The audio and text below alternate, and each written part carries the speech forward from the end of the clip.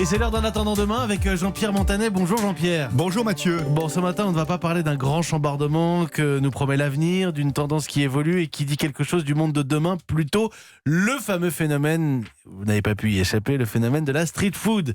Les gourmands redoutent de voir demain cette cuisine perdre son âme. Oui, Mathieu, vous aimez la street food, vous ? Moi, j'aime bien le milieu offensif de mon village qui tient ce camion de burgers. Je crois que c'est le samedi soir. Oui.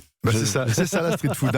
Alors pour les profanes, la street food c'est la cuisine de rue, sans chichi, celle que l'on déguste debout dans la moiteur de Bangkok ou assis sur un petit tabouret dans les ruelles d'Hanoï ou encore dans le tumulte d'Istanbul sur les rives du Bosphore.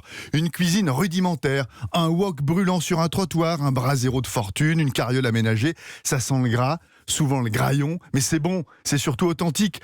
On y mange parfois avec les doigts, des baguettes, des nouilles sautées, des beignets de riz, des brochettes de viande, de crevettes. C'est presque un mode de vie. Et le paradis de la street food, c'est l'Asie du Sud-Est. Je suis au bord de l'hypoglycémie là. Aujourd'hui, c'est tendance et ça révolutionne toute la restauration. Oui, exactement, comme c'est tendance, eh bien tout le monde s'y met à la street food, y compris en France, terre de gastronomie, où elle se résume au sandwich jambon-beurre. Hier, les chefs se pinçaient le nez devant cette cuisine populaire, considérée comme de la mauvaise nourriture, ce qu'on appelle de la junk food, trop grasse, mal cuite, trop sucrée. Aujourd'hui, comme c'est branché, les chefs la revisitent avec au passage, hélas, une petite cure d'embourgeoisement.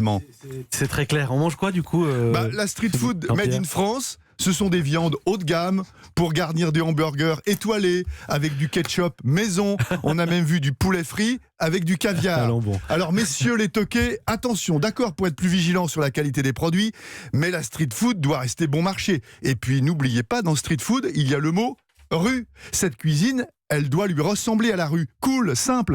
Ne laissez pas l'air du temps la transformer en popote chic et bobo. Demain, par pitié, ne nous servez pas des empeñadas au foie gras, vous savez, ces petits chaussons sud-américains, dans la rue, avec des couverts en argent, avec une serviette blanche, nous autour du cou.